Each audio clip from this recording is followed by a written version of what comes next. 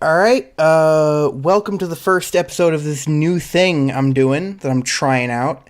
I got really sick of, working 300 hours on every video, so now I'm doing podcasts. You can't stop me. On this first episode, we have, 2 guests instead of 1, because, I don't know, I can do what I want. Snipe and Wib of Snipe and Wib fame. Hi there, I'm Wib from Snipe and Wib. Oh, people already have enough trouble. We have nameplates on every video now, and people still get us mixed up. Yeah, hi, I'm actually Snipe from. You might know me from Snipe and Wib. And I'm the Wib part of that channel. Don't say the Wib part. That sounds like it's really rude. I'm the Wib part. Okay. That is, yes. That sounds like a third grade euphemism for a penis. Yeah, it's like I went to the bathroom and I saw Timmy's Wib part. that's my impersonation of a 5-year-old American child. This is why we should not go on people's podcasts, but thank you very much for having us on. Yes, thank you. It's lovely to be here, and sorry that, you're starting, honestly, this is like a baptism of fire for you. If your podcast can withstand our garbage, it's indestructible, Sal, let me tell you. Hell yeah, dude. It's not our podcast, so we don't feel any restraints to try and keep it on the rails. That's not our job anymore. I never have that. That's not our job anymore. Oh man, no. Your impression of a 5-year-old American is great, except for the fact that every single one of us is given a derringer at kindergarten. That's the one thing you messed up, but other than that... Could I try it again? Can I try it again? Yeah, hell yeah. Okay.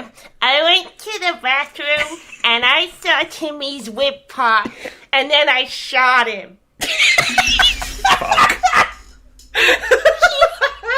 And it's a derringer, so it bounced off him, but... Yeah. I was like, choo-choo, motherfucker. Oh my god. Oh my god. Yeah. Good. I'm a podcaster now. And I've immediately ruined it. Hell yeah. Alright. So, I actually want to start our first discussion off with a little bit of an anecdote. So, I don't know if this is a thing that happens in the UK. It probably does, but here... sometimes when we're lazy, we'll do the dishes and then we'll not put them away, and we'll just use the dishwasher as its own clean silverware storage area, basically. Look at these fancy people with dishwashers washing their dishes. The Queen is visiting. As if you don't eat on cling film and paper plates. I have never lived in a house with a dishwasher. Really? No, I mean they're not very common over here. I mean, that's wow. Yeah, that kind of ruins my whole. That kind of ruins my whole bit. Sorry, I mean, damn. Yes. I'm sitting on a dishwasher right now. They're everywhere. We're tripping the fuck over them. We're tripping put this dishwasher here. Jesus Christ. But then your roommate or your shithead brother forgets that the dishwasher is clean, and so they put a dirty spoon in the dishwasher that you're not running because everything else is clean and you're too lazy to put it all away. And so you're getting a bowl of cereal and you're like, oh, I need a spoon. You reach in the dishwasher, grab the dirty spoon, and just feel this grime and muck and disgusting. And bam, you've got herpes again. Exactly. Yeah. That general carnal reaction is the same kind of reaction I keep seeing whenever Games Workshop announces a new Primaris Marine model. Yeah. This is very true. And, I mean, there's always been some level of, like, resentment towards Primaris Marines, almost. There's always been a level of hate. But I think it's gotten worse now. I mean, I don't stick away from 99% of the online Warhammer community. The non-proper noun Warhammer community, because it drives me nuts that they took that as their actual thing. So I don't see a lot of it. I have seen a lot of fatigue with it, though. Oh, yeah, for sure. I think it's just because I curate my experience so much that I generally only see the more reasonablest takes. Yeah, well, I mean, I've I unsubbed from the subreddit of like Warhammer 40k and stuff. There's your problem. I don't use Reddit. Yeah, Reddit is a problem in and of itself. Believe me, I'm aware. Reddit's terrible. It is so bad, and like I had to unsub because it was either like boomer meme shit, or it was people just foaming at the mouth over things that literally don't matter. It's like, I understand that, there's been a lot of Primaris. I understand change is scary. And like Wib said, it's just, a lot of fatigue. And I get it. I get it. But also, I honestly don't think I could muster the energy to get that mad about it. Oh, yeah. Oh, yeah, it's like, it'd be nice to get a bunch of new models that aren't Primaris, but, like... I mean, the thing is, like, at the end of the day, Warhammer, Games Workshop is a company, and if they're making money selling Primaris and making new ones, then they're just going to keep doing it. It's not because they're trying to poison the hobby or ruin it. It's just, that's a byproduct.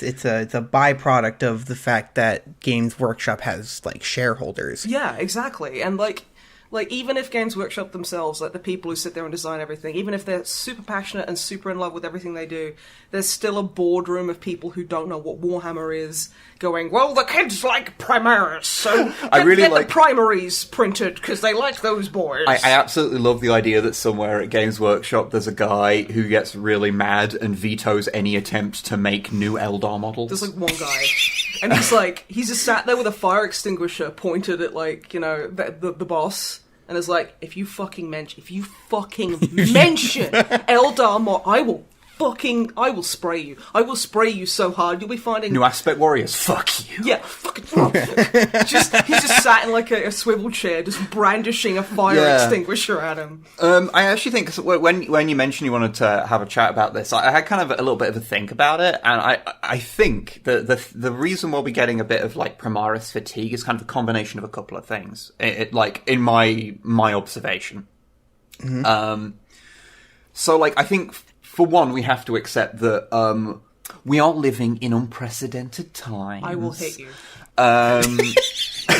With the pandemic and all, there's many places we were talking about this before we started the podcast. In Britain here, we're currently in our third national lockdown. So we've not seen a place where you can play Warhammer since we were able to get in at the brief time that Warhammer World was open in, like, September of last year. And fair play to them, they were incredibly stringent with, they were great. With guidelines. Yeah. They were really militant about it. To the point where it's like, it was low-key annoying, but I was also really glad it was happening, because it's like, hey, this is safe, this is good. They basically made it as safe as it was physically possible to be. Full credit to the staff. Full credit to them, they did amazing. But because of all this, there's going to be a lot of people who, like, there's all these new releases coming out, but when are you getting a chance to actually play with them?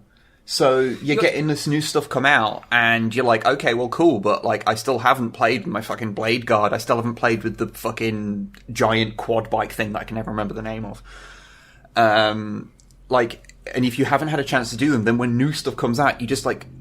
Fuck, this is overwhelming. Like, I'm just getting all this stuff all the time without getting any chance to, like, get the stuff on the tabletop. I think it just solidifies the fact that 99.9% of us in the hobby buy models and never paint them.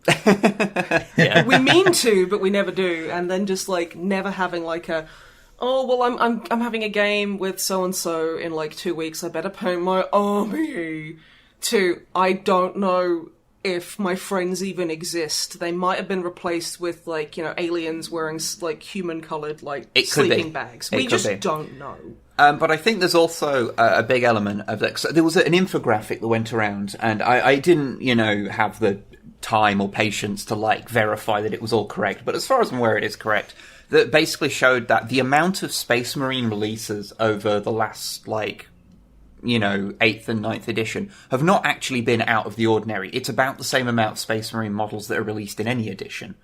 But if it's the same kind of line, it looks it gives the impression of being very, very same. This is the thing. In the past, I think we had at least it feels like this is very gut kind of thing. But it feels like when we had other, like in other editions, there'd be a little bit more variation. So you'd have your standard Space Marine stuff, but then there'd be models specifically for Death Watch, Blood Angels, Dark Angels, Space Wolves for the variant chapters.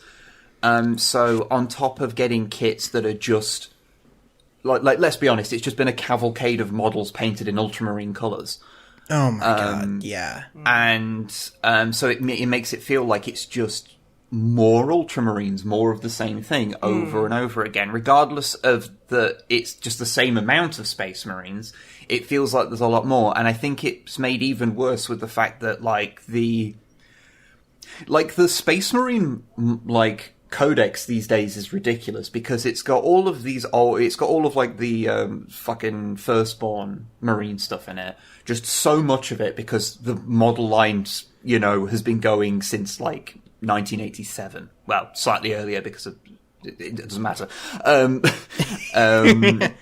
Getting pedantic over here, huh? But it's been going since then, and a lot of things that have basically once you get to about 2nd edition, everything that has been brought out is still in the codex in one form or another. So you have this huge array, like one of the largest model lines already, and then they decided to kind of reboot it as Primaris, but it's still got all the old stuff in it. And even within Primaris, you've got like your regular Primaris, and then you've got your Vanguard versions of them that are more tactical, and then you've got the newer stuff that's kind of leaning into the more old-fashioned knightly aesthetic, your Blade Guard, and so all the stuff that came out with Indomitus, that's leaning a bit more into that side of it. So it feels like this is like this model line that is so bloated that you do look and go, look, Marines don't need any more units.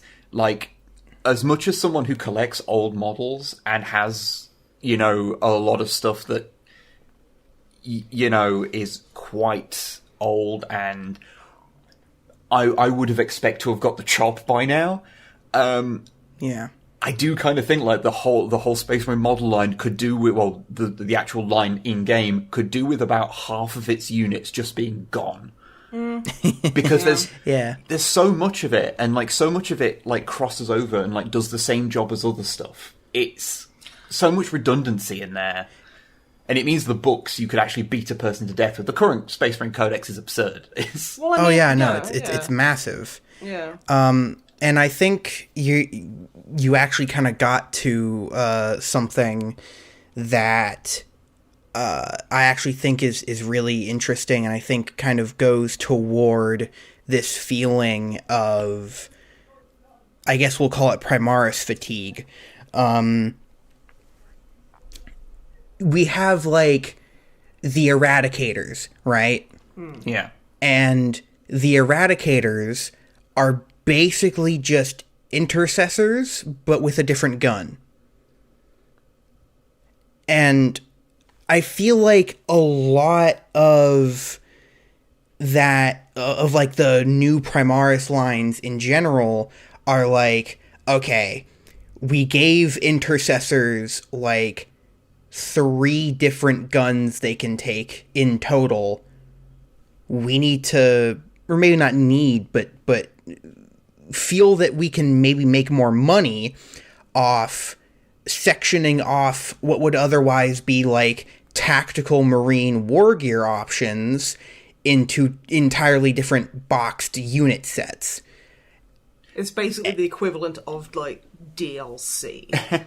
Yeah. You see, like, as much as I am incredibly cynical about any move a business makes, I actually think it might be a bit less of a money thing, of that it's part of just how they're wanting the game to go. Because you look at like most of the modern releases, and you have these the stat lines for things don't tend to have many options. Like, there's this thing, this lieutenant can be built this way, or this way, and nothing else. And the stuff that is more open is all the stuff that's been legacied in from older editions of the game, like older things and how they used to do stuff. And I think the way that they have done things like intercessors was just, this is how they want the game to be moving forward, of that units are pretty static in what they can have. And so it means that you don't end up with these absolutely outrageously over-complicated units that you can build. I think that's probably a bit more what they were doing. I mean, fair enough. But that's just my take. Yeah. Yeah. I think I can see that. Yeah. And to that point, I don't think it's any coincidence that a lot of other armies have kind of followed suit. Like, actually, as we just mentioned, I was very recently watching your video on the old Orc Codex, and I'm like, wow, there's so many like features and rules in here that are based around making sure your units aren't static, that your units can be different. You can give your vehicles like red paint jobs and make them go faster. You can do stuff like that's kind of crazy and modular that doesn't really exist in the current Orc Codex. Yeah, there's a lot of, especially when you get back to like 3rd edition, and obviously it happened. I mean, Rogue Trader's like nonsense for it, but like when you're talking about the modern game, because 3rd to 7th is just an iterative thing. They're pretty much the same rule set, just little changes here and there. Basically making it more convoluted in nearly every iteration. By just adding shit to it. But when you get to like 3rd edition, and you'd have, you have this character and you can pick 100 points of war gear, and then you'd have a big list of war gear you can have them take. So you can have these like wildly different character models that can have all manner of different things and stuff. And it was there was a lot more variation, and it's why I'm very sympathetic to people who are upset with, like, say, your Primaris captain. Well, do you want him this way or this way? It's like, well, you can have him with a hat or no hat.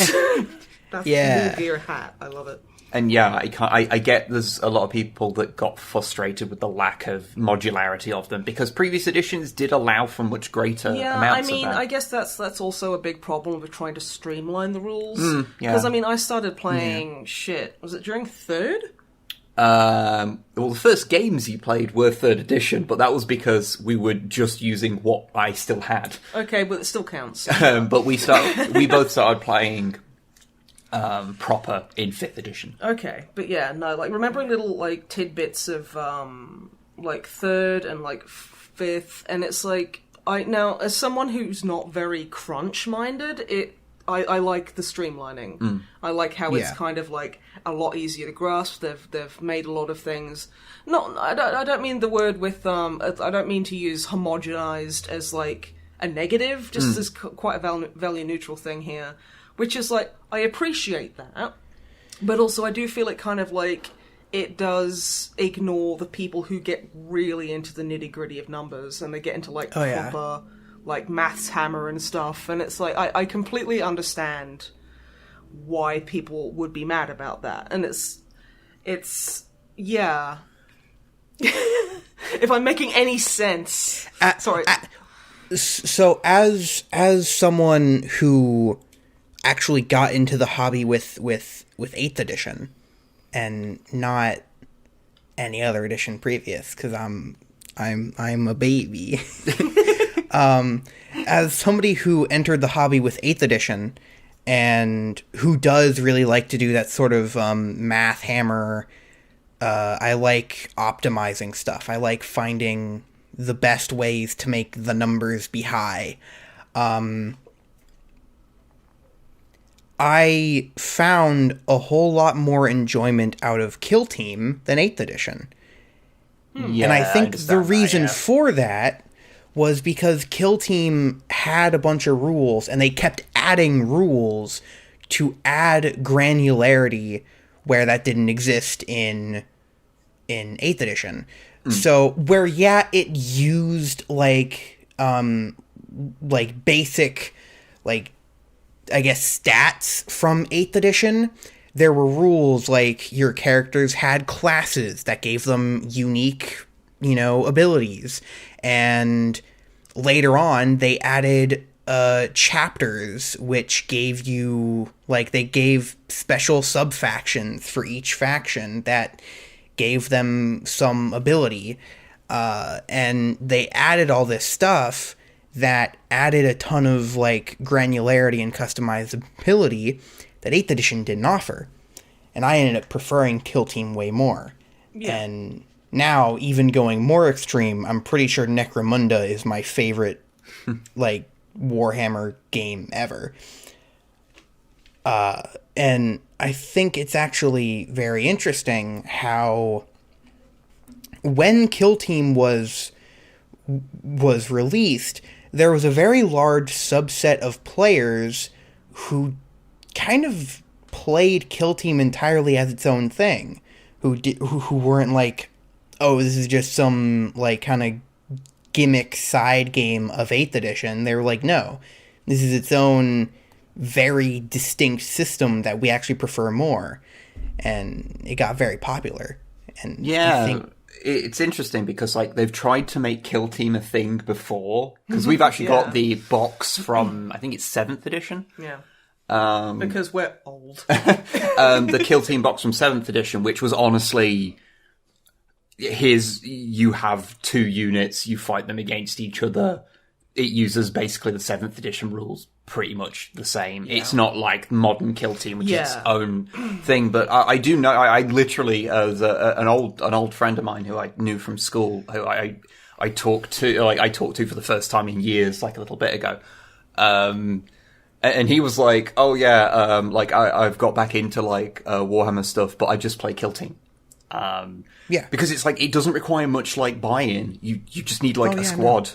Like, as opposed to like, oh, I want to make like a fucking new army. Oh, that's that's 200 quid. Well, I'm not saying again. It's a relatively low cost kind, especially when you have fewer models. It's easier to internalize stats and stuff, and it's a good stepping point. Like stepping on point, I guess. Yeah. Well, the thing is, it's less intimidating and monetarily draining. Yeah. Well, it's like with something like Kill Team, you are making increased complexity per model because your model count is much lower, whereas especially modern 40k is aimed at making armies with the most models on the table. Can't like relate. I have a dreadnought army. Yeah, you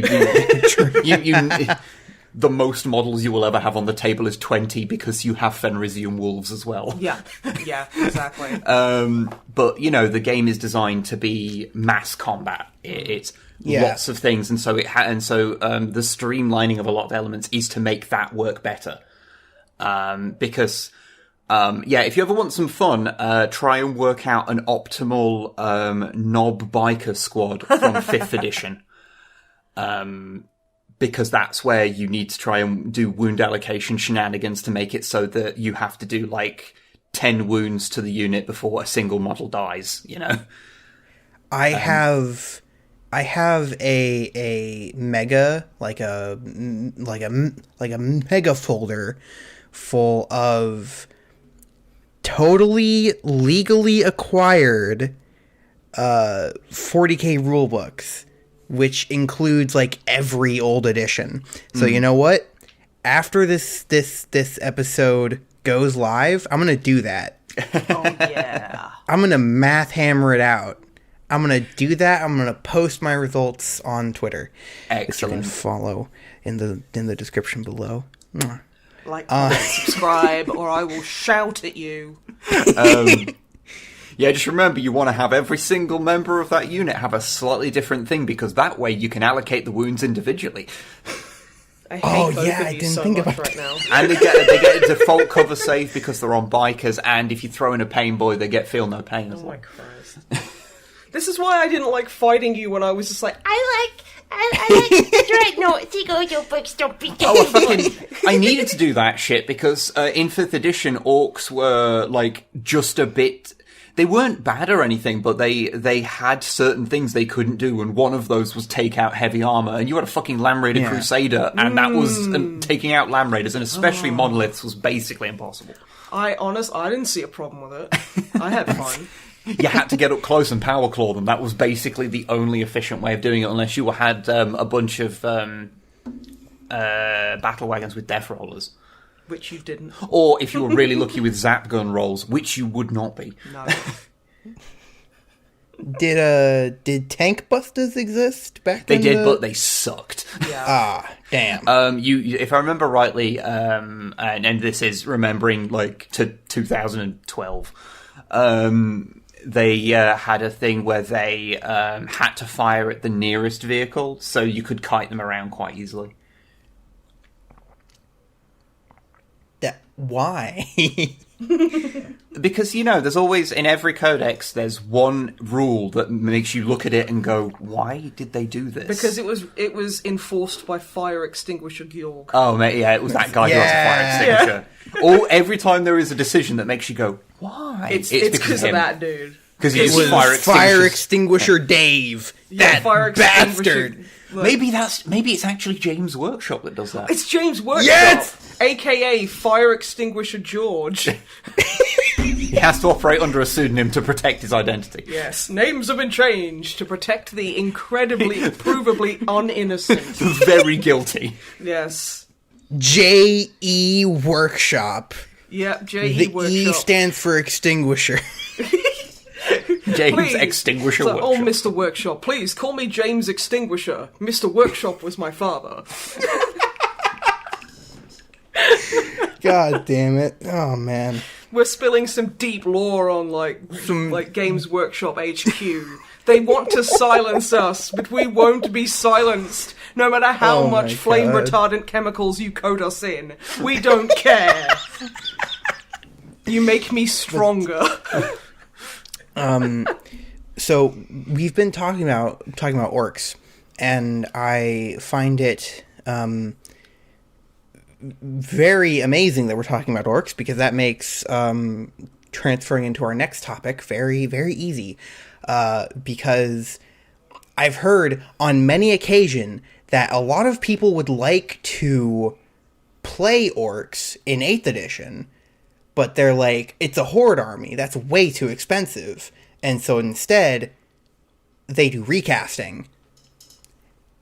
Now, I think it's very, I think it's very interesting seeing the rise of recasting, which always did exist as far as I'm aware to some degree. Well, I mean, bootlegging is always going to be a thing. Yeah, bootlegging was always like, yeah. And I mean, But- in the past, there was literally Games Workshop sanctioned recasting with Forge World USA, which not related to the Forge World of today. It's a completely separate company. We did a whole video about it, but they literally recast things by a guy called Mike Biassi. Because they technically had the license for it, so they were allowed to do it, but it was just really shitty. And so there was officially licensed recasts for a while. Yeah, that's so weird. But specifically since like, maybe it's just because I got into the hobby during 8th edition, but I saw a very huge spike in like the normalization and also just the commonality of recasting during 8th edition. And I think part of that was because 8th edition came out around the time that like consumer grade 3D printing started to become more of a thing. Oh yeah, Absolutely, yeah. I think that's muddied. I mean, the water is muddy anyway, but like 3D printing and stuff, like with like relation to recasting has just super duper muddied the water. Yeah, because they're like the factors of your standard old school recasting and 3D printing stuff is like the issues surrounding them are two kind of like they're both kind of the same issue, but they're so different. Yeah, it's tricky. Different factors lead into each thing. Yeah. And so I think a big part of it is that maybe it's just the fact that we're in the middle of the greatest economic depression since the Great Depression. Honestly, I'm kind of getting sick of all these economic crashes. They're just like... They kind of, once you've had one, you've had them all, and I'm kind of sick of it now. Honestly, more than one once-in-a-lifetime economic crash is kind of taking the piss. It's a bit shit, yeah. I think it's a bit shit. It's a bit shit. But it feels like Warhammer's getting more expensive. Oh, absolutely. I mean, and to a certain degree it is, because, I could be wrong, but I'm pretty sure Games Workshop in the very recent past have done like across the board price increases. Oh yeah, to be fair, they've always done that. This is not a new thing. Mm-hmm. I mean, sorry, carry on. Well, what I was going to say is that, and I think in combination with the sort of advent or popularization of consumer grade 3D printing, with the fact that people are on average having less of the money to spend, and Games Workshop seemingly doing the exact opposite thing that would make sense when people are having the less money to spend and raising their prices. I think it's sort of no wonder why we're seeing this rise of basically Warhammer piracy. Yeah, no, absolutely. I mean, like you say, we're in a big economic depression, and God, don't we all know it? And pandemic and all this fucking garbage, and it's like, okay, I get that they need to make a profit, but yeah, exactly as you said, it's like raising prices is not going to help. And there's so many factors into why people can't afford like little plastic soldiers or like just basic bits forms of entertainment. Yeah, and it is that is gonna make things difficult. I mean, like, even if you can't afford a 3D printer yourself, you can just go on to like a site with someone that does have one and get stuff. And you've got to be a lot more picky when you don't have much disposable income. So I can't really get mad at anyone for going, I want to enjoy this thing, but I can't really afford it, because, if you don't have a hobby or any kind of entertainment, you're going to go fucking crazy. Especially when the majority of us are stuck at home, can't see our friends or family. It's like, so, like, while I can't properly endorse piracy, For legal reasons, I do not endorse bootlegging or piracy. Like, morally, I completely understand why you do that. Yeah. I really do. And the thing is, like, I think a lot of companies, like, are very short-sighted and a little bit naive about it, where they just kind of sit there and go, well, we have to stamp out piracy or bootlegging. It's like, you are never going to be able to do that. You just minimize it. And it's like, I remember Gabe Newell from Valve. Back when Steam made video games. When Valve made video games. Steam has never made video games, but okay, honey, you're old. It's I'm fine. old. Yeah. And like, I remember him saying, it's like, yeah, no. You remember the orange box? Oh, fuck off. And I remember him saying, like, yeah, no, we're not trying to fight pirates. We're just gonna try and make buying things and using our platform more convenient than pirating stuff. Yeah. And that's the thing. Yeah. Trans icon Jim Sterling We stand! once said that the only way to combat piracy is to give the consumer a better service than the pirates can provide. Exactly.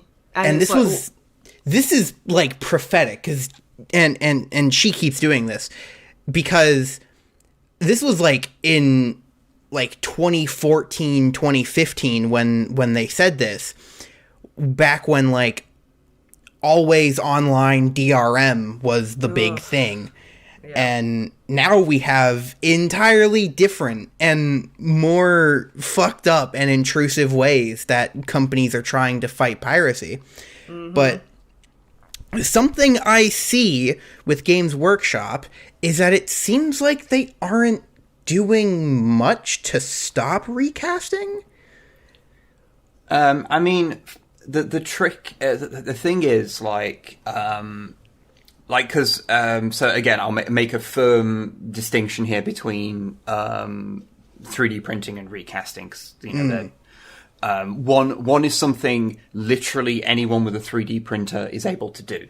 And one is something that you do actually need to have a setup to do. And like the kind of recast that people buy, that is done like on an industrial scale, is perhaps the wrong way to put it, but it's done in this like level where they need to have, you know, it needs to be like a proper setup to be able to pump these things out. Yeah. Which is why you can only buy that sort of recasted models from services hosted in like Russia and China, where bootlegging is basically legal, as far as I understand it. The rules are laxer. Tolerated, I guess. But like, so when it comes, like, you know, there is the whole thing about you know, this stuff is expensive, and I think it's safe to say that that whilst I do not know how much it costs to make a single Warhammer miniature, and we may never know the true cost of making a single Space Marine. I think you mean Primaris. But the one thing that I think is very safe to say is that the level of pricing is entirely arbitrary in certain areas. Yes. The fact that you can buy a box of Marines for like, what is it, like a box of Primaris is like 35 quid or something, I think. I've never actually bought one. You can buy like a Primaris like captain for like £17.50. Yeah, well, you have some that are like £22 or something like it. You know, the chaplain, the, you know, Primaris chaplain. Which individual models, despite being the same amount of plastic, cost vastly more. Arbitrarily cost more. And, you know, obviously you have to factor in like the costs of setting these things up, because obviously making the high quality plastic miniatures that Citadel does is expensive. It's not an inexpensive thing to set that up, to have those designed, to have those made. Just the sheer quality of Games Workshop miniatures are just astounding. Yeah, compared to a lot of other like tabletop models. Like you've got a bunch of stormtroopers. Yes, from Legion, Star Wars Legion, and it's like they're good, but it's just like Games Workshop's quality annoyingly ruins miniatures. For you forever. Especially in terms of like, you know, the level of customizability of them stuff, but sort of beyond what I was, scope of what I want to say. And so these are very good. These are very good, but they are somewhat arbitrarily priced at times, and that really does lead people to feeling like they're being scred over. More so than people usually feel within a capitalist hellscape. Yeah, and to be clear, you know, I've bought my first Warhammer miniatures in like 1998 or something. The fact Games Workshop miniatures being expensive, and the main reason why people stop playing being because they are fed up of the price, is a tale as old as Warhammer, basically. Right. They've always been considered expensive, even when like you look back and you go, wow, a Rhino used to just be a tenner. Okay. And I can't speak for time before I was there, but it's always been considered an expensive thing. And it, you know, it kind of coincides with the time where people's wages are stagnating. And so, it feels more expensive, and it does push people to feel like recasting is a good idea. Like most of the stuff that I've heard of has been from people doing Forge World stuff, particularly for the Horus Heresy games. Oh my god, yeah. And love the Horus Heresy game, but the models are so expensive that I only play it on Tabletop Simulator. Exactly. Yeah. They are so, like... I mean, like, occasionally at Warhammer World you'd see some people running 30k armies, but they were always very well-dressed older people. Generally. And you're like, yeah, this is like, you were like, should I get, like, a fancy convertible, or should I get a 30k, like, you know... Like, shall I get some world eaters? I hope that my midlife crisis, which is acceleratingly close, when that happens, that I use it to make a world eaters like 30k army instead of like buying a convertible. Because for a start, I'd have to learn how to fucking drive first, and that'll be a right pain in the ass. I'll drive it. Should I get a third SUV or buy a single Leviathan Dreadnought? I literally have a Leviathan Dreadnought that was bought with YouTube ad revenue money. Thank you, people. Yeah, should I put a down payment on this house, or should I buy a Manta? Jesus Christ. But, you know, there is that thing, like, these models, they are incredibly expensive. They are intended as a premium thing, but they are around a game, and, like... someone just wanting to play a game and being priced out of it, like, I totally have my sympathy there. Yeah. But there is, like, some problems with, like, this stuff happening and becoming normalized, which is that, like, Games Workshop can take it on the chin. They're a big company, and they can shut down things when they see them, and when they become obvious. Like, if someone's, like, uploading STL files of, like, something that is just a model they've you know, that's a new model, like, someone's making, what the hell's the little gun fortification that drops down from the sky that they released that I always forget the name of? I don't know. The new one. I can't. I was gonna say, like, a drop pod that is, like, not as shit to paint, but I don't think that exists. Drop pods are the worst to paint. I hate painting drop pods. Do you want to paint the same thing 5 times? Yeah, okay. He says, having a grot fucking rebellion army. Yeah, but every grot I customise so they're all unique. They're not the same 5 flat panels. I know, I'm teasing you with your little green boys. But anyway, that thing, like, if someone was to make that, and, you know, they can then shut down, like, you know, if someone's uploaded those, they can contact the websites that do that. And if someone's if they find a company that's selling resin casts, they can try and get in touch with their web hosting and get that taken down, or, you know, file cease and desist, they can do that. But ultimately, they do that because it helps protect their copyright, because copyright laws are broken and terrible, and it's, again, beyond the scope of what I'm trying to say. Yeah. But they kind of have to do that, and it sucks. And it's not to say that big companies protecting their copyright is like, oh, well, they have to think of the companies, because I don't give a shit about companies. I'm an anti-capitalist, I don't care. But that they do have to protect their thing to maintain copyright, because copyright law is terrible. But they can take it on the chin. It doesn't matter to them if people are pirating their stuff, because they are making record profits. Doesn't really matter to them. The problem is if recasting becomes so normalized that it becomes a thing. Oh, well, you know, I'll just buy the recast version, and they're doing that for smaller companies, especially ones that are just like a one-man band or whatever. Yeah. That just put out, like, I've heard it's there was a graduate gamer, a YouTuber who we've done some stuff with before, did a video talking about it, and he was saying that this stuff is quite prominent in, you know, like the busts you can buy of characters, that quite often are like just a single sculptor who will, like, do short run resin casts of busts. Yeah. And they're short run because they literally don't have the resources to do wide run things. But then recasters will get hold of them and then sell recasts of them, which is shitty. Which does legitimately hurt a small artist. Yeah. But that sort of thing is only possible if people are fine with recasts. So, you know, there are downsides to it that even if it doesn't seem like it's hurting the big company, and it wouldn't, and I couldn't give a shit if it hurts a big company, but it can hurt a small little person, a small businessman, doing their little thing, which, you know, I have much more sympathy for. So it's a complicated situation, basically. I have no idea, like, how to get around that, how, like, it is such a complex issue, and I am so woefully under fucking qualified. I can have opinions and stuff, but I'm not like, oh, it's gonna be super easy. All you need to do is like go buy James Extinguisher Workshop a Capri-Sun, and it'll stop fucking like gassing the entire place with like anti-fire powder.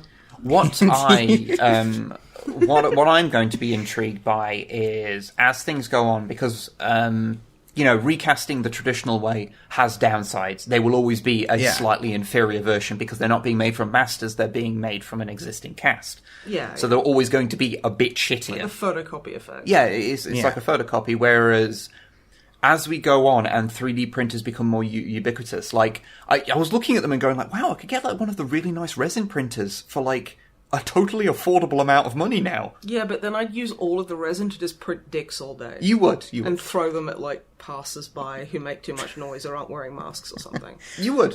Which I think is one of the most noble causes. It is a noble cause. I'm very noble and excruciatingly humble. Yes, painfully so. Painfully.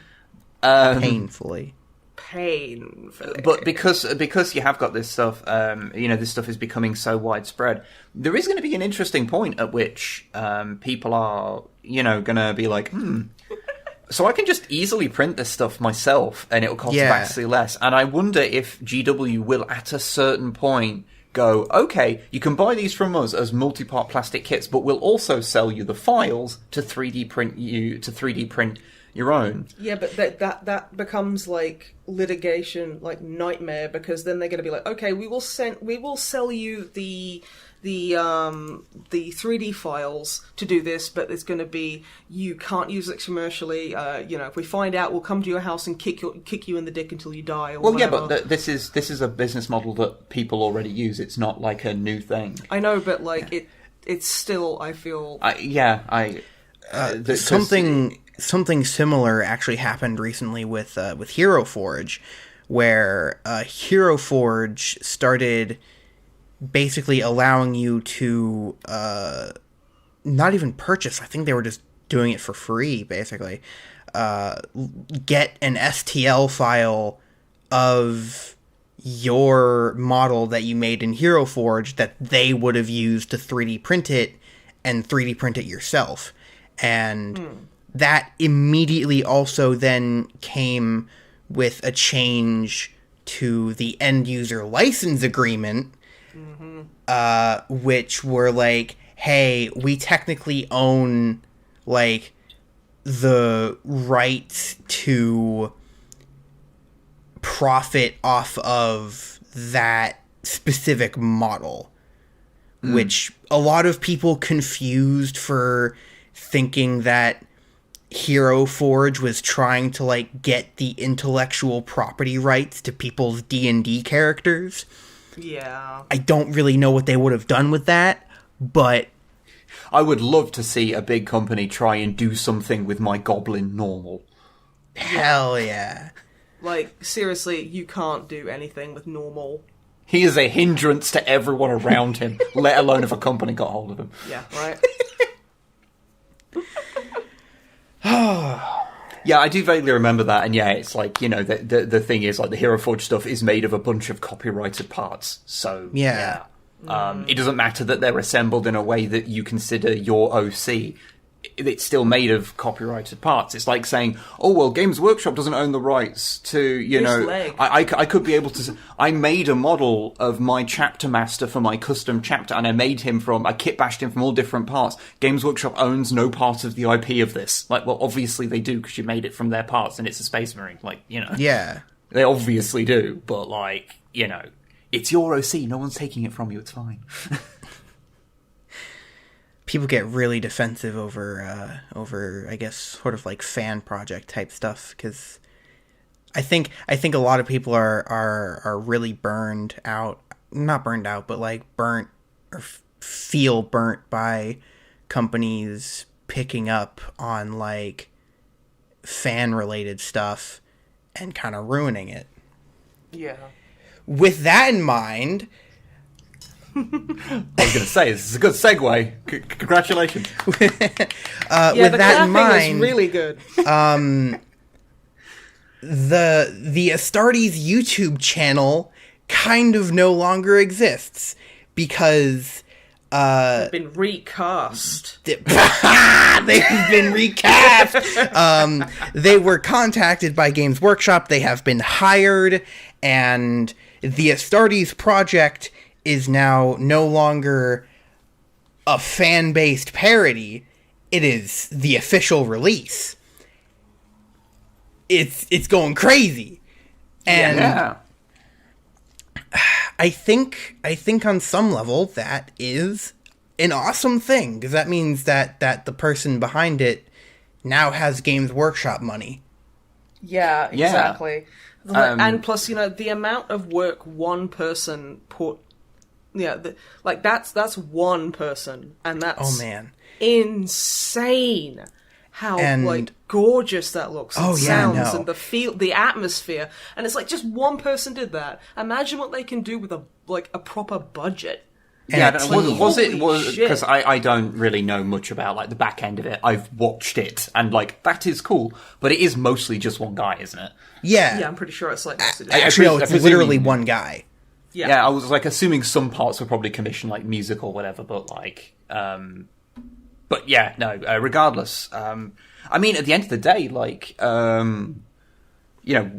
make Warhammer 40,000 content, and ultimately we're one of the side effects of doing all that stuff is that we're effectively making free advertising for Games Workshop, so might as well get fucking paid for it, you know? Yeah, no, get paid. And as well, something I find very funny is that around the time the Astartes project was first coming out, those first, 5 shorts were coming out, Games Workshop also released that big trailer for its own animation studio, and basically everybody at that time was like, wow, it's really funny that the Astartes project looks so good, but all of the stuff they've shown off in this trailer for their own animation studio looks kinda shit. And now I'm wondering, I'm a bit concerned, what if GW fucks it? No, I get you. Because to a certain degree, with their video games, they license those out. As far as I understand it, this isn't them licensing the property to him. As far as I can tell, this is an official Games Workshop property now. This isn't a thing that they're licensing out, which means that they might have more oversight over it than they have over their games, which could be a good thing, because I've played a lot of Warhammer video games. Most of them suck. Oh, they honestly, they give out the fucking license to make video games in the property like candy. I'm pretty sure I've got a license lying around somewhere. There was a real run of games which were all just a bit crap. They're just fucking shovelware is what they were. Space Wolf was just unfinished. It felt so awful. That little tile kind of movement game. There was 3 of them like that. Jesus Christ. I think you might actually be thinking of Sanctus Reach. Am I thinking of Sanctus Reach? I think so. Which honestly, that tells you everything, doesn't it? Yeah. There was a lot of I think the big problem is that all these smaller dev ones came out after the complete destruction of THQ, who were putting out high end video games. So we've got a real fucking Space Marine. Oh, I yeah. love that game. Oh man, and so to a certain degree, it's maybe they'll have more oversight over it, which can be a good thing, just by looking at the fact that but a lot of the best Warhammer video games came out of a partnership between THQ, where Games Workshop had more oversight than they do handing it off to mobile developers. Yeah. But on the other hand, Games Workshop and the term competence are not frequently uttered in the same thought. They aren't bedmates. They aren't even in the same like county as each other. Oftentimes, it seems as though Games Workshop is just like almost habitually inept in everything it does. And I'm ruining my chances of ever getting paid by Games Workshop to make these videos. But oh, don't worry. Speaking as someone who's done that years and years ago, you get over it. It's fine. But I feel as though it could be a really good thing, but it also could be a really, really bad thing.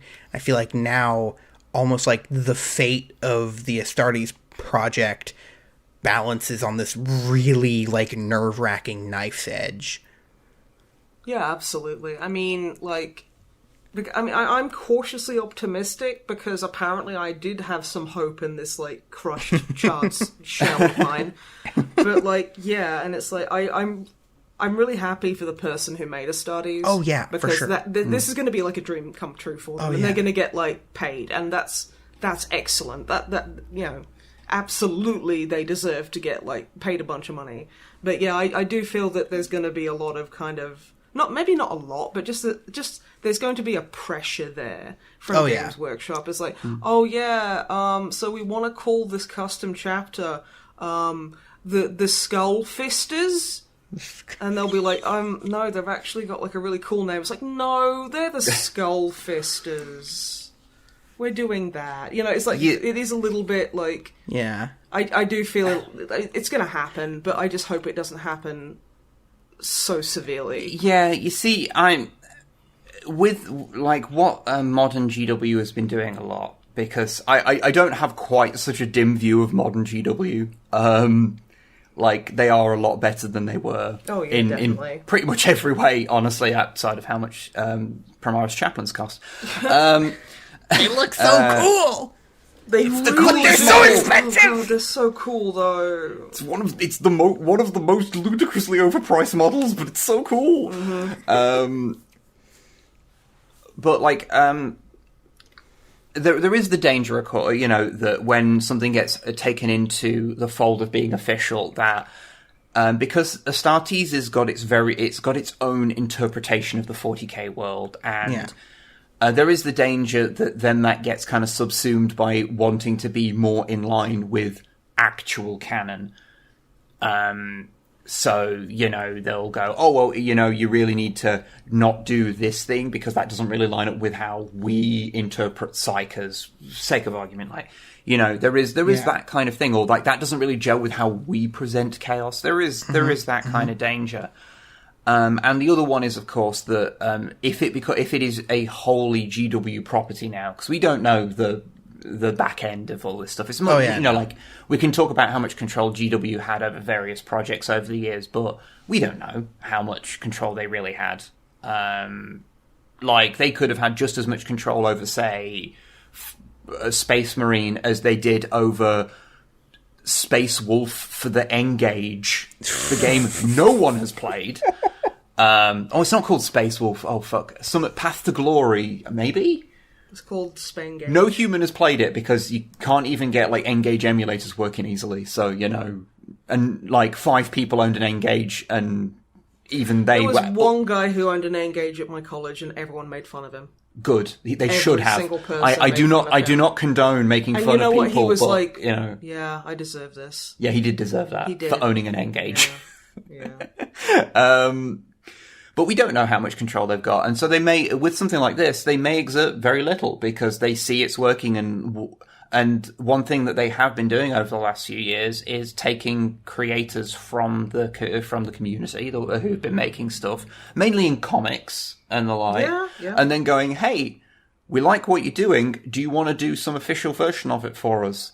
And then I don't know how much creative control they have over this stuff, but it seems like they don't exert that much because they do seem to play pretty fast and loose with, Games Workshop properties. Yeah. So there will be some things like they'll say, oh, by the way, in this comic, can you please no longer say fuck or bugger because we need to put this out to kids. And you know that Stormcast that's wearing assless chaps? More of that. Games Workshop, hire me, you cowards. I will make 40k so much sexier. I mean, there's that big Slaneshi bloke, Sigvald? Whatever his name is. I don't care. I I'm want, bad I want with names. Marines Yeah, with, Sigvald. with boob windows. Dude, Sigvald's amazing. He's got his ass out. I love. Yeah. I love that new model. I want. Okay, so I want like Stormcast like pin-up calendar, and I want Primark pin-up calendars. Where it's like Horus on the beach and he's like turning around going, oh no! And it's like a little like squig or something pulling his like trunks down. And you can see his like his butt and he's like, Should it be drawn in the same way as like the kind of 50s pin-up? yes. Yeah, that'd be great. Actually, yeah. Games Workshop, do that. Yeah, Games please. Workshop, you owe me like Because I know you're 50 listening. grand. You're always listening. If they do that now, I am literally gonna walk to Nottingham and just kick the fucking door in. No, that there is always that danger when a big company takes on a small project. You don't know what's going to happen. And if Games Workshop wants to pull the plug on it, if they say, okay, we don't want there to be any more Astartes and we own it now, so we can just say there's no more Astartes regardless of what the creator wants. That is a thing that can happen. Yeah. There's always dangers of these things, and it's just... It's I mean, I think it's good to be aware of them, Yeah. but I don't think it's very productive to just sit there and go, they're obviously going to change everything and cancel it and blah, blah, blah. Oh yeah, no. But It's- also don't sit there and go, it's literally going to cure blindness or whatever. I don't Yeah. know. Yeah, you... And, you- I will you're say, hopeful. I will say props to like the Warhammer. I can't say the Warhammer community because that's a different. God damn it. The Warhammer online fan The base. Warhammer fandom. There you go. Big old props to the Warhammer fandom for not freaking out as much about this as I thought they would. Oh yeah, they tend to. There tends to be a bit of shouting when God. anything fucking happens. And I I'm don't know. putting They're that very perfectly, politely. they're perfectly reasonable. You can do anything, and they won't get mad. I'm not even going to fucking go into I it. was gonna make a joke about like they're so reasonable and fine that you can put a black ultramarine on the cover of a book and no one will get mad. They got A mad. thing that can canonically and has always been able to canonically happen. Oh my god. No, We're not getting yeah, into no, that. I'm not because getting into Jesus that. fucking Christ. But no, honestly, they were quite like uncharacteristically restrained. yeah, shall we which is say? weird.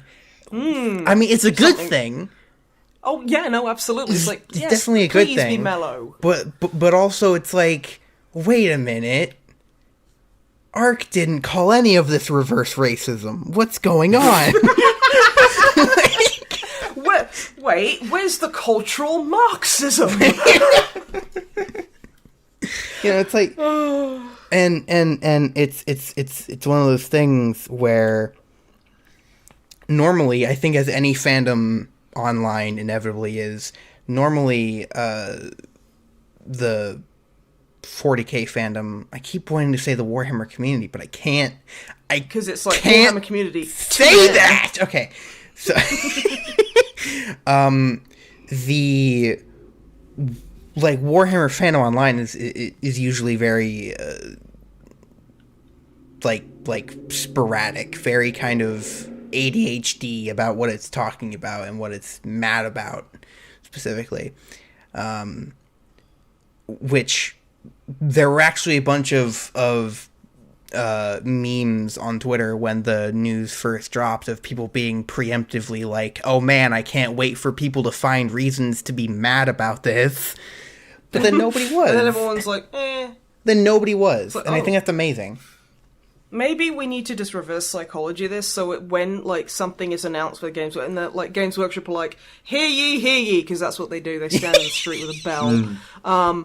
Hey, guess what? Sometimes women and minorities can exist and then basically run the fuck to Twitter the moment you can and make a huge deal about how the Warhammer fandom is going to get really mad about it. And the more you big up how mad they're going to be, the less mad they're actually going to be.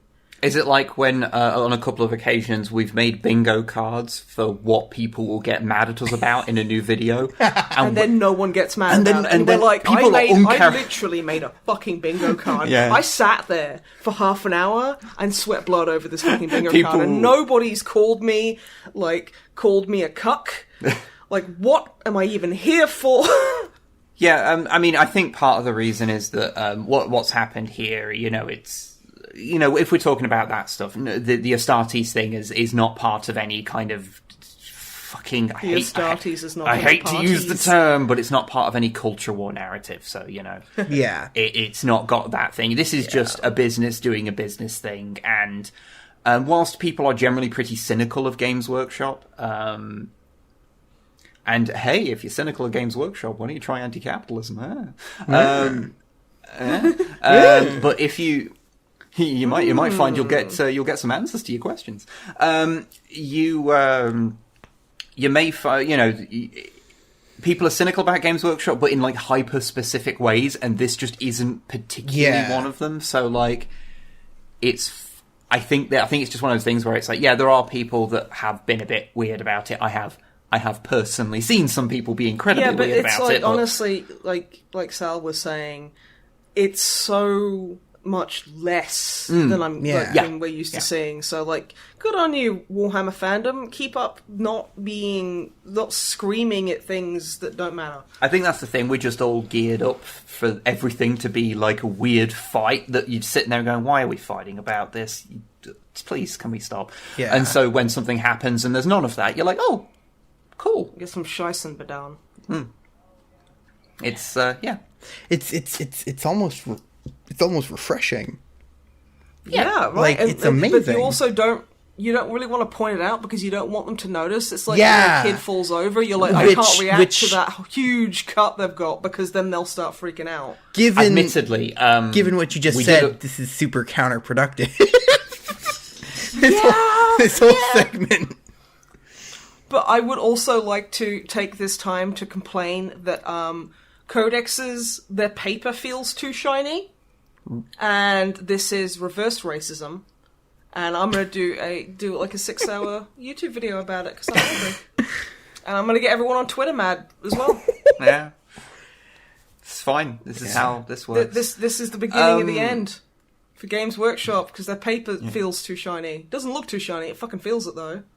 But yeah, no, congratulations to the person behind. Yeah, no, congratulations. Oh yeah, that's amazing. Yeah, it's cool that they did that, and they made a good series, and I am glad that they will be now getting paid to make that series. Absolutely. And that is cool. And there's obviously problems that could happen, but they're literally the same problems that happen anytime any property is, bought by a larger corporation. Although, as on a personal level, if someone told you, hey, do you want us to make your homebrew Space Marine chapter canon? It would be so weird. You know what? No. You'd go, what do I have to do? It's a completely pointless thing, but I want this. Yeah. So, congrats to, I just looked it up. Syama Peterson. Congrats to having your Retributor Space Marines made officially canon by nature of being a fucking sellout. No, Make I'm kidding. it rain, friend. You've earned it. It's wonderful. Also, can you imagine what it would be like to be them? Someone be like, oh, I decided to make my own, like, was it Retributors? Yeah. Yeah, it's like, oh yeah, I'm gonna make my own, like version of this army. Like, I would freak the fuck out. Yeah. That would be the coolest thing if someone was no, I'm gonna... Oh my god. I can only imagine how many, like comments he's gotten from people who discovered 40K through the Astartes project. Where... Yeah. I've had exactly one person comment, and this was a comment on my New Year's video where they were like, "Thanks for making these videos. Your videos inspired me to get a Blood Angel army." And I'm like, what? No, what? No, stop. No, you're making terrible financial decisions because of me? I love how it's like, Sal, I just want to say thank you for talking about the evils of, like, horses. I've gone and spent my rent money on cows.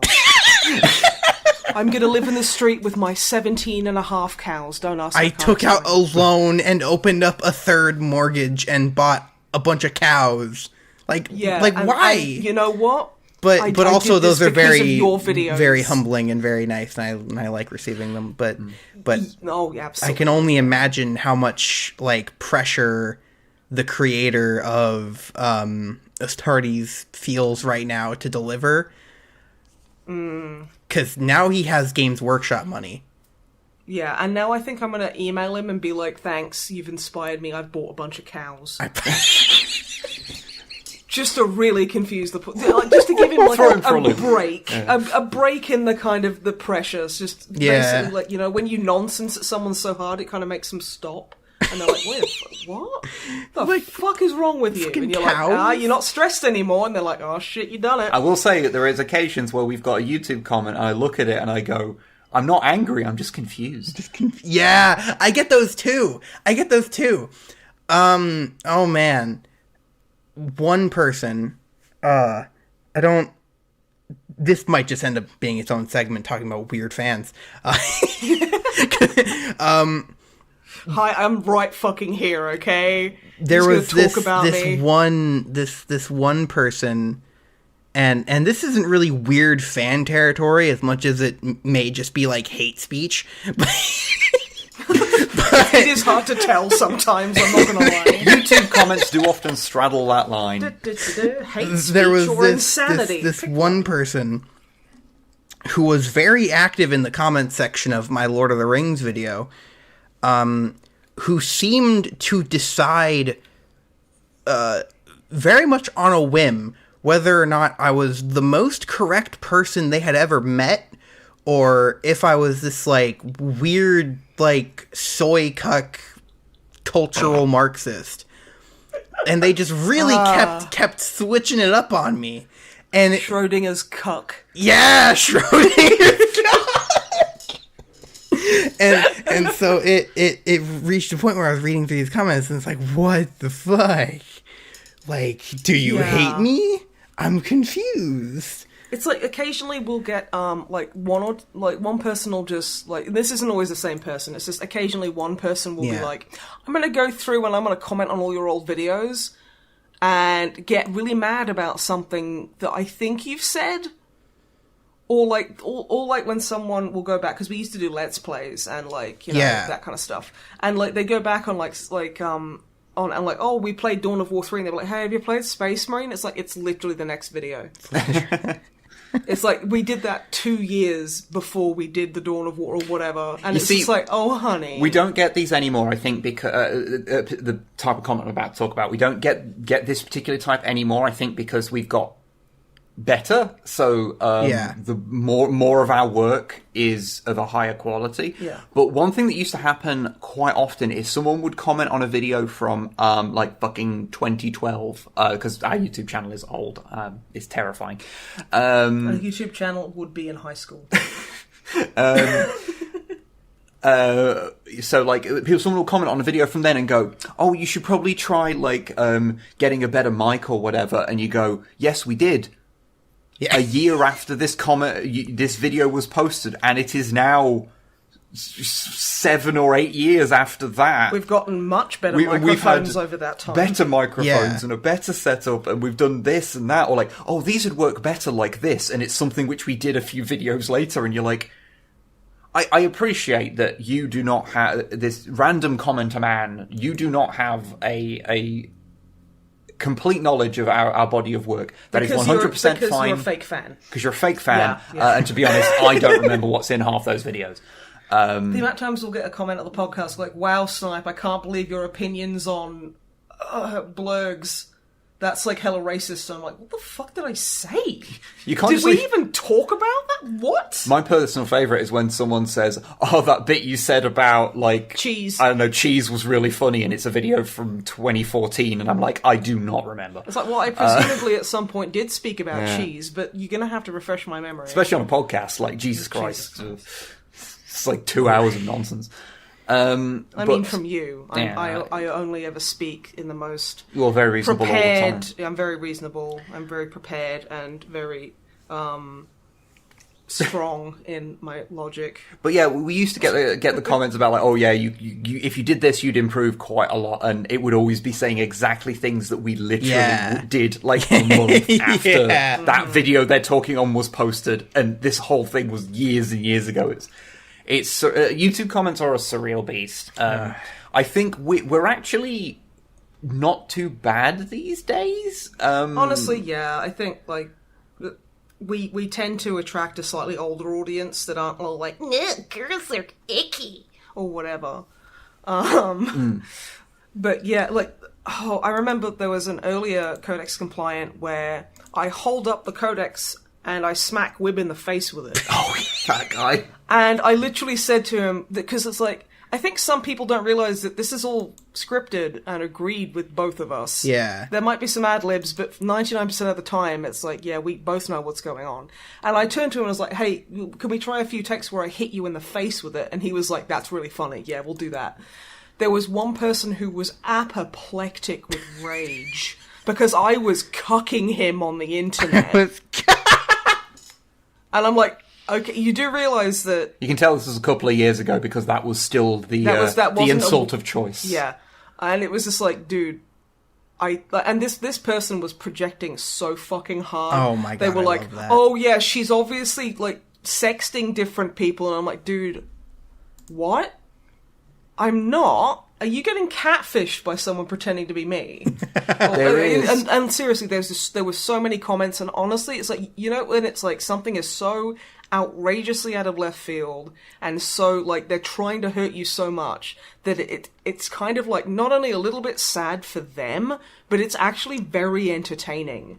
You're like, okay, so this person, they are having a time. They're having a time. And they have some very strong feelings about a lot of things, apparently. I mean, there's like one person who went off on us so hard that I've never actually... I think I might have alluded to it once or twice in a stream, but I have never, like, publicly talked about it, because I'm super certain this person was very ill. Yeah. But it is the most someone went off on us... Yeah.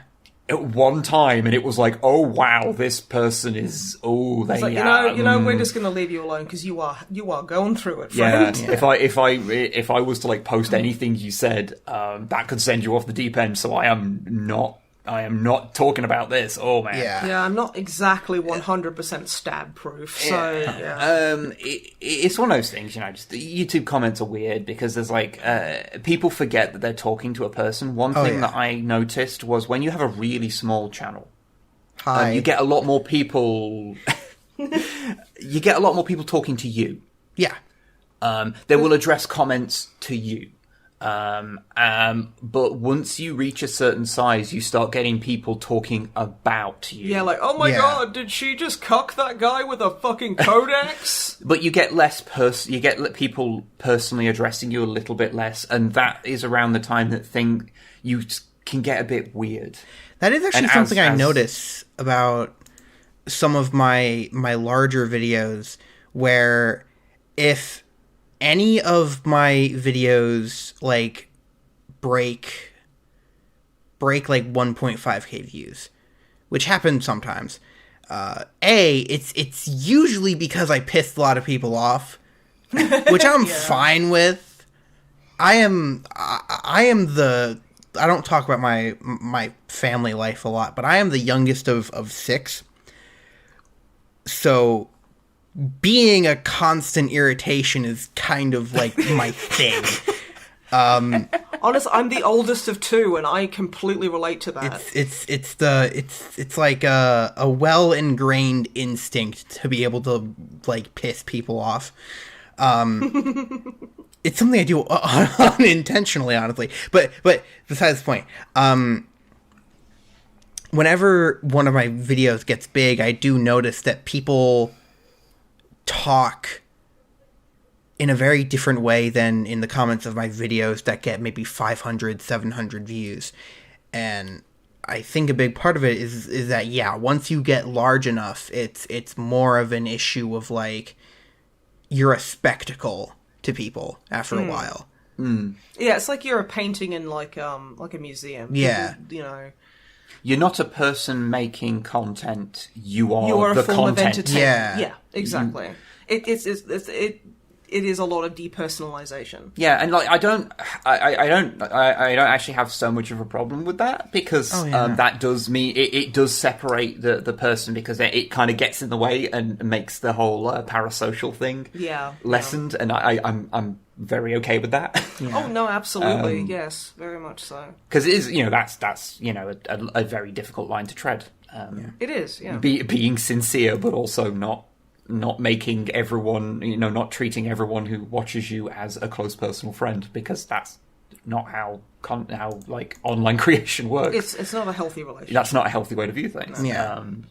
Except between, John Bernthal and I, who are obviously in love with each other. Obviously very close friends. Yeah, very close friends. Because you have watched... kissed me on the mouth like 3 times, and in real life, and not just in those fan fictions I write. Yeah. But no, seriously, it is.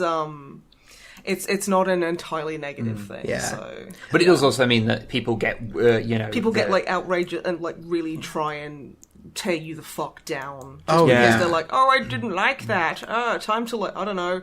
I mean, they usually, like, they like either insinuating that I'm cucking Wib or basically just being like, you're fat. And it's like, congrats, dude, you got eyes. You got... Fucking round of applause. Like, okay, water is wet. What the fuck are you gonna do? If it's like, and honestly, if that's your biggest concern watching this beautiful fucking Codex compliant video that we spent like weeks and weeks working on, if you can't get past the fact that I'm a little bit chonky, that's a flaw in your personality. That's not my problem, dude. What I'm really upset by is that at no point in the history of our channel has someone come up with like a funny insult for the way I look. Because like, you look like a deep Southern archer. You're talking about that one image that's on the internet of a guy who's shirtless but wearing jeans and holding wearing blue jeans, holding a compound bow with a mullet that looks remarkably like me. Yeah. I remember seeing it and going, no, it's not me. Like, it's obviously not me, but, like, also it looks... Did I pose, like, with a mullet and a compound bow and some lady with, like 80s fucking hair? It was, yeah, it's a bit surreal. But that's the thing, no one's ever, like, come up with, like, a thing, like, like, they're not, like, creative. Fond of my insult for you. And honestly, it's like, that's one thing, too. It's like, on the one hand, I'm very openly, trans. I have my fursona as my fucking avatar online. And part of that is that it acts as like a natural way to weed out people who would otherwise be shitty about that. Oh, absolutely. But on the other hand, it also means that whenever I get those videos that kind of piss people off, I could look at the comment section of my Tolkien video and also look at the comment section of my Warhammer's Nazi Problem video. And with the exception of just how many comments there are, I couldn't tell you which one I was looking at. 'Cause it's all the same shit. Like, people are so uncreative. Like, they really if are. You're gonna call me slurs, and it's a lot of slurs, come up with some new ones, man. Like, yeah, really mix it up, really get interesting. Like, if you've been on the internet for any length of time, like, you get so used to people, like, just shit talking you. Especially as someone who presents quite femme, the amount of people, it's just like fat is just like, even when I had like I really was struggling with like basically having like an eating disorder, and like I would starve for days and just smoke and stuff. People were like, "Oh, you're a female in Warhammer, you're fat," and it's like, no, I'm demonstrably not. And even if I was, what the fuck would that matter? And it's like they have like one response, and it's like, okay. Right, and like it does get to a point where you're like, could you just try a little harder? Like just rather, it's like attack helicopter jokes. Like come up with something new, please. As a non-binary person myself, it's like it's not even. I'm not even offended by it. It's just so fucking boring, and it just shows how stupid and unimaginative these people are. It shows how little you've actually like tried to engage with the subject, and you're just repeating edgy bullshit that is so tedious, and it's honestly embarrassing for. Though I will say,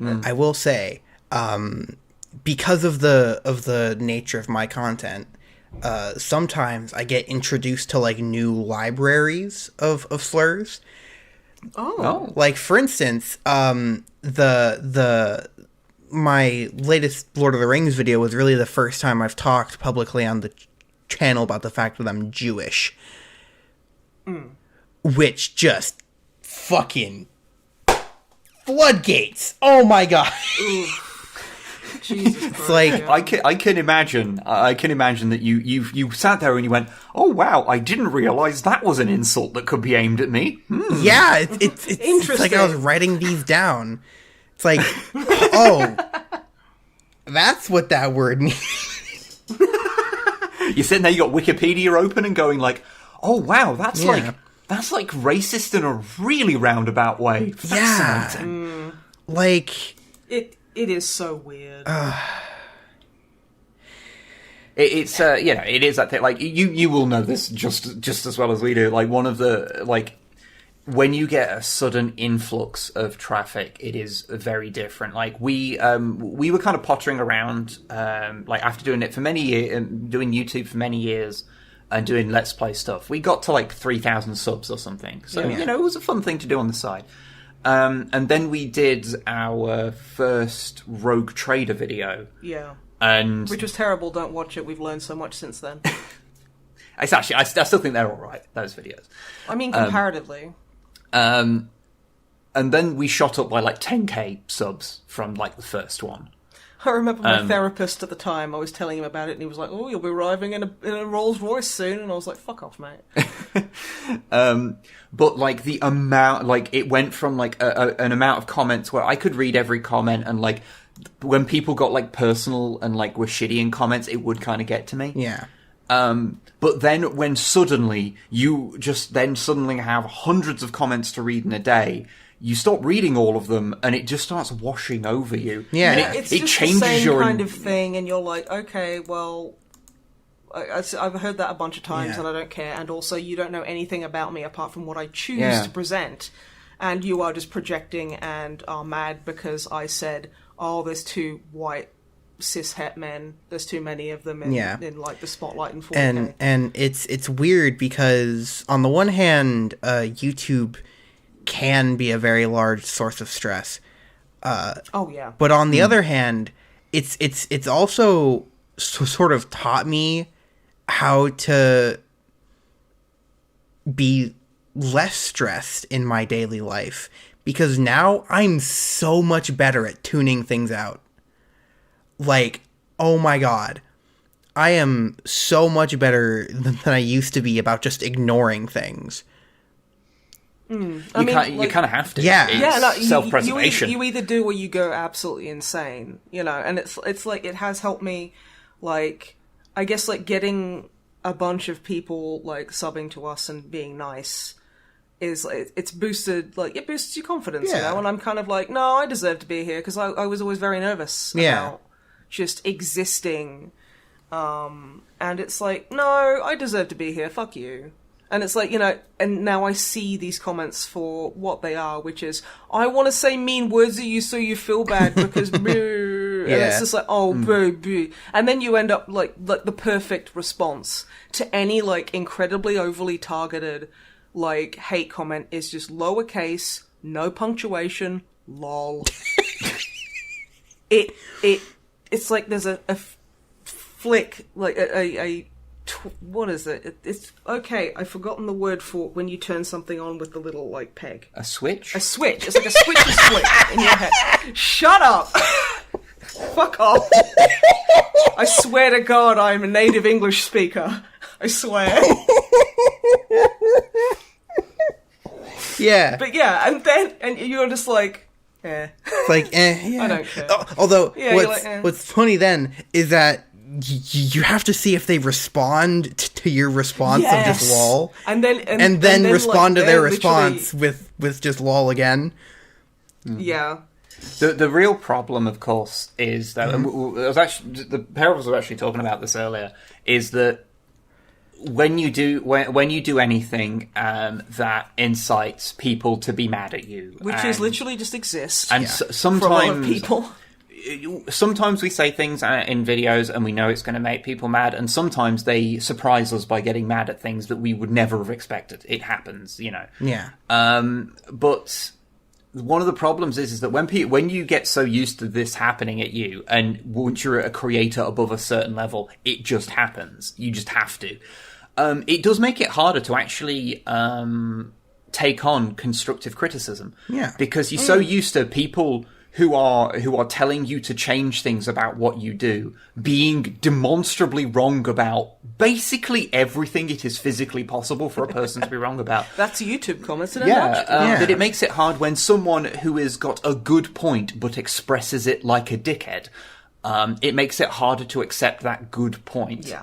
Because you're likely to dismiss everything they say because you have to for self-preservation.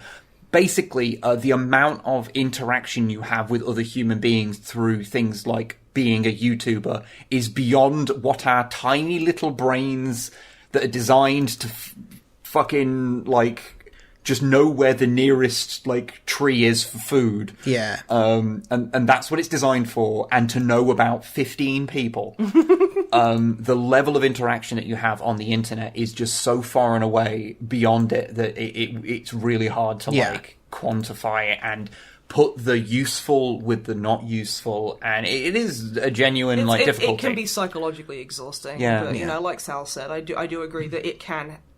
It's a kill or cure for like thick skin. Yeah. It absolutely is. And also, I am very aware that I'm able to make YouTube videos to pay my rent. So I am very aware that this is the most first world problem, and I am very grateful of the position. Some people are mean to me. Some people are mean to me on the internet. Sometimes they tell me that I don't know how a fictional universe works. Sometimes they say my wife is cucking me, which is only partly true.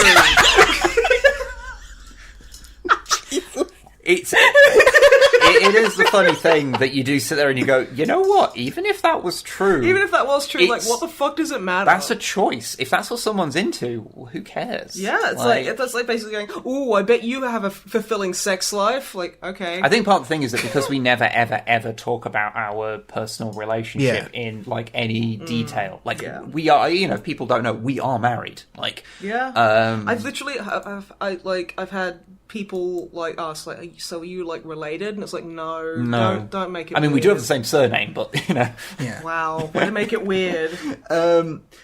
But because we don't talk about it, you get a lot of people guessing about our relationship and writing their own elaborate fan fictions about it. Yeah, which is in no way as sexy as you'd think it would be. No, oh my God. The fan fictions I've read about our relationship are not very good. I'm sorry. No. I give them a very low rating. That just reminded me of this one amazing comment that has been burned into my brain and will be for my entire life.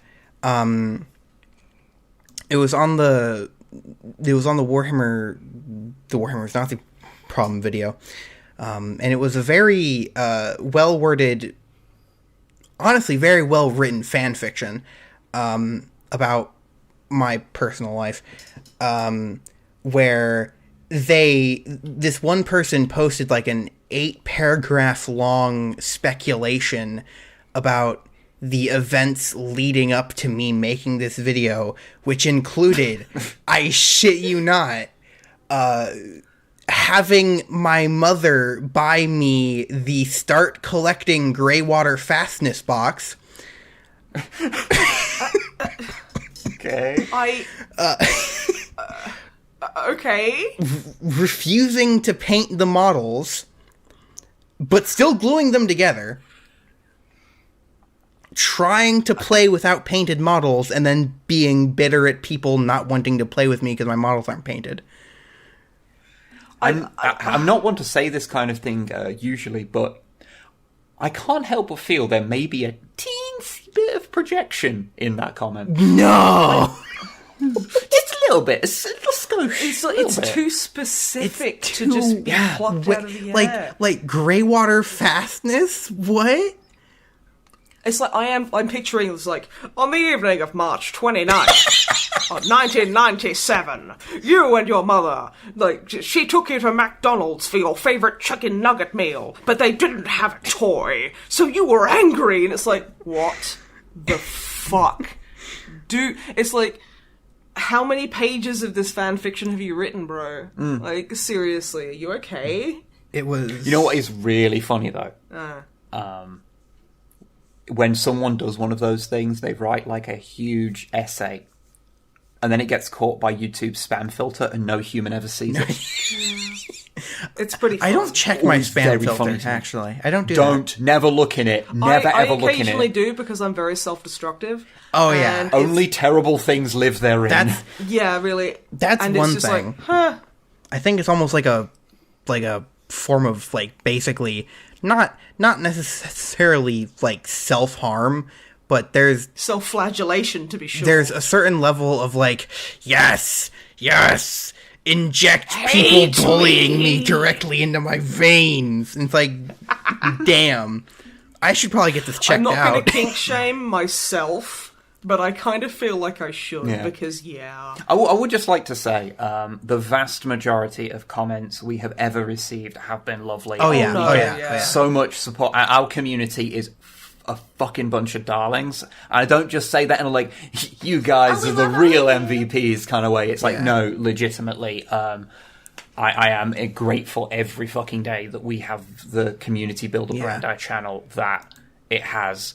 And every time I talk about occasionally someone being like, hey, you're fat and you cook people. Oh, yeah. It's like, every time I talk about Fine. like a negative comment, these people are outliers, and they just feel in your head like they're a majority, because that's how the human mind works. Oh, yeah. You can read like 8 solid comments that are telling you that you make their lives better. It's amazing. You know, what you do is amazing. They've bought like 4 cows. And they bought 4 cows because of what you said. And then one person just has to sit there and go, oh, you forgot to mention this irrelevant thing. And you'll be thinking about that one comment of For someone who the told rest you of your forgot. life. Yeah. And you'll just be like, God, that person, why did they have to... we didn't forget it. It wasn't relevant. And that's because that's how the human mind works. Yeah. You can't help but focus on those like little niggles, those little things people are getting at you, the little things, and that's because that's just how humans work. Because we're basically, as I said, we're not equipped to deal with the internet. Oh, yeah, like no. we're just not. We're not designed to like, oh, this video I made has 600 comments. Well, I guess I've got to read them. I guess I have to cease to exist. For the record, I tend to read all the comments in a video that come in like at the start, and then ones that will come in like as the video kind of ages, and I'll see them. But there's a huge chunk when the thing's new that I just don't read because it's too much. I've got into this habit now of when we put a video live, I'll either leave the house or go for a nap. Yeah. Yeah. Yeah, it's good advice then. And one thing that has been a great benefit of me very shamelessly writing your clout for my own Not at all. has been that a lot of the people who are like fans of my channel are also fans of your channel, and it's great because that means that as you said, the vast majority of my comments are amazing and wonderful and beautiful, and I love them. And every single one of them are my little babies, but especially the ones who give me money on Patreon. Hint, hint. It's genuinely been a life-changing experience, and it's been amazing to be able to do it.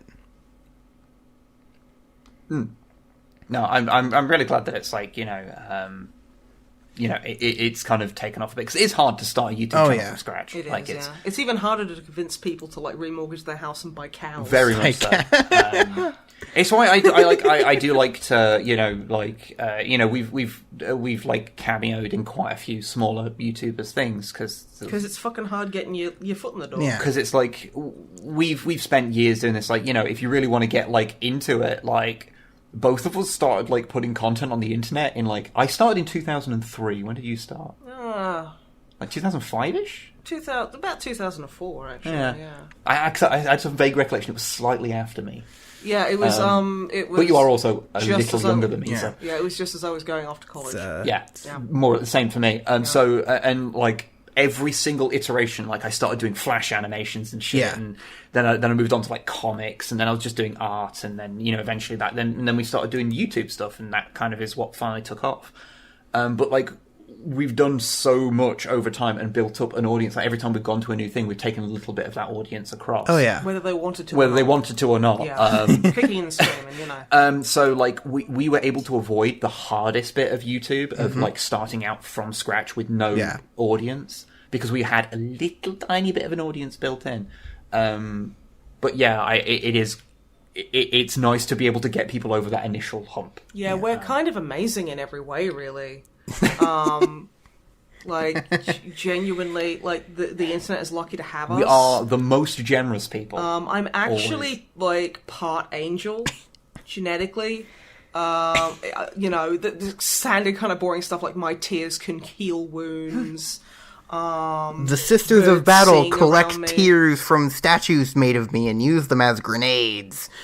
Speaking as the voice of Celestine, yes. I did not make that connection. I mean, I did make that connection because I'm so good and stuff. Yep, there we go. Brain work very good. Nice time. With those amazing and with those amazing and wonderful words of very humble encouragement from Wib, I think that's going to be it for this first episode of Farsight Radio. It's probably going to be the last. Sorry we ruined it. I fucking hated that. No, I'm kidding. It's like, I never want to speak out loud again. Fuck you people. The first thing you do is you delete the audio. The second thing you do is block us on Twitter. And then the third thing, you just burn your fucking computer. Like, what the fuck is this with cows? Sure. What? I'm going to cut my tongue out. Buy a cow first. Please don't refinance your home to buy a cow. I've got stocks in Big Bovine, and I'm trying to push people buying cows. You've got pushing your big bovine energy. My big bovine energy. This weird, like, multi-level marketing scheme with cows. Yeah. Yeah, it's like, hi there, I'm Cassandra, and I was wondering, you look great, by the way, I was wondering if you'd like to be your own boss. Have you ever bought a cow? Get your own milk. Yeah. But the cows are just like, they're goats painted with specs. Because it's an MLM. I was thinking it was just like a real, like, knackered old racehorse that's just been painted like a cow. It's just a big Dalmatian. It's just a big dog. Oh my god, Big dog. Get back to me, babes. Hashtag boss babe. Hashtag moo.